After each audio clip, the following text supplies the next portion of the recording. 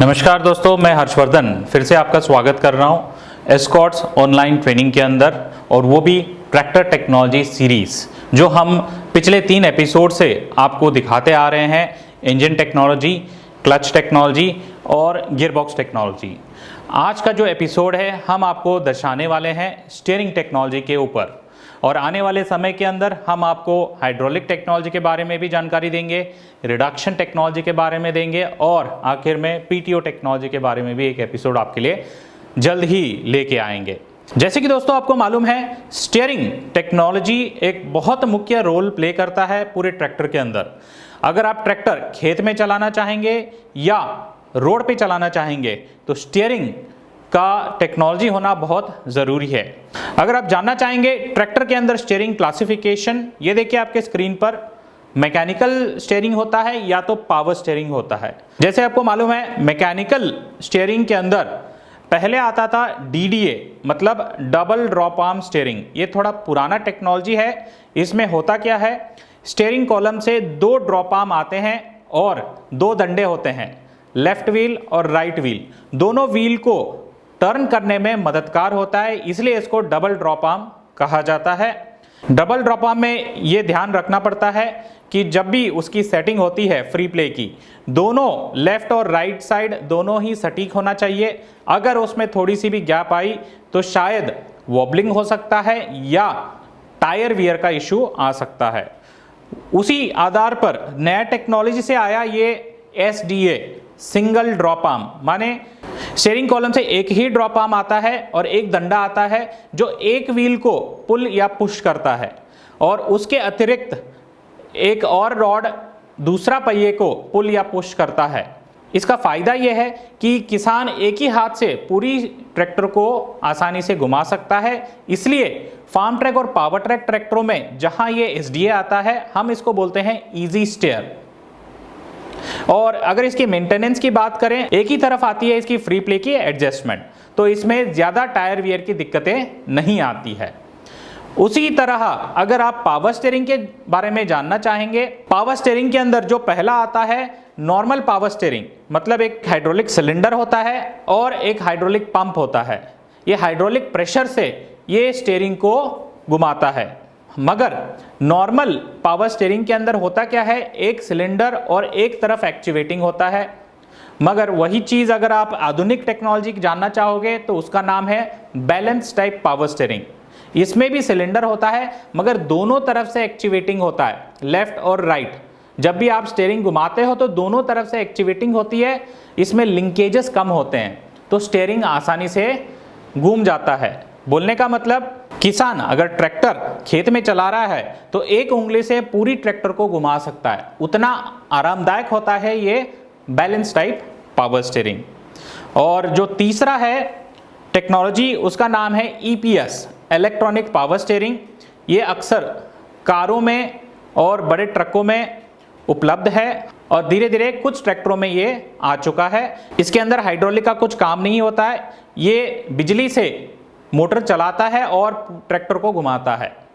तो आइए दोस्तों, इसी के साथ मैं आपको ट्रैक्टर के लैब के अंदर ले चलूंगा। वहां ये मैकेनिकल स्टीयरिंग और ये पावर स्टीयरिंग के सारे कट सेक्शन आपको दिखाने की कोशिश करेंगे। ये जो आपके सामने दिखाए जा रहे हैं, इसको बोलते हैं DDA, double drop arm mechanical steering. ये स्टीयरिंग व्हील है। जब मैं स्टीयरिंग व्हील को ऑपरेट करता हूं तो ये जो ड्रॉप आर्म आप देख रहे हो, दोनों तरफ से ड्रॉप आर्म इसमें उपलब्ध है। तो दोनों तरफ से लेफ्ट व्हील ये ऑपरेट करेगा, राइट व्हील ये ऑपरेट करेगा। अभी देखिए, जब मैं ये इसको ऑपरेट कर रहा हूँ, राइट घूम रहा हूँ, तो राइट इसको जब घुमाता हूँ तो दोनों ही ड्रॉप आर्म ऑपरेट होते हैं और स्टीयरिंग व्हील घूमती है।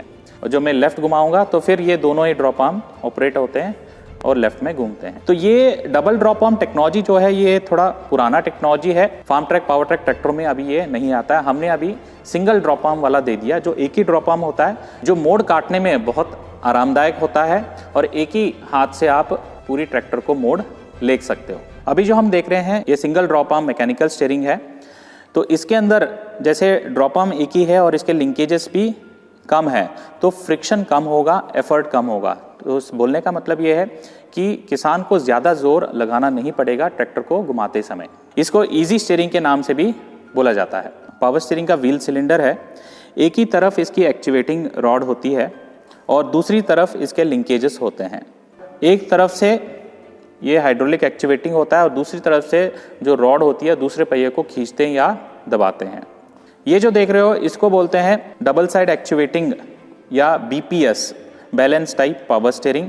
दोनों तरफ से एक्टिवेटिंग इसकी होती है, रॉड होते हैं और राइट वाला व्हील ऑपरेट करता है तो ये लेफ्ट वाला व्हील ऑपरेट करता है। तो इसमें लिंकेजेस कम होते हैं तो फ्रिक्शनल लॉसेस कम होता है और ट्रैक्टर को मोड़ने में बहुत कम मेहनत लगानी पड़ती है।